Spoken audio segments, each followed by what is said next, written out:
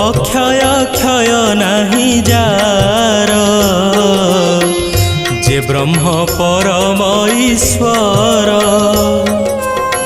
अव्यक्त अध्यात्म स्वरूपी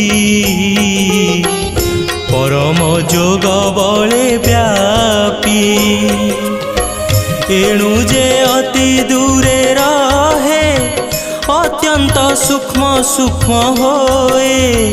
अनंत आदि परिपूर्ण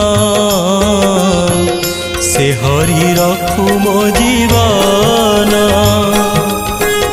मन वचन ता चरणे निवेदिली मु अनुक्षणे ए घोर ग्राह बंध पासु उधरी से मोते आस्वा।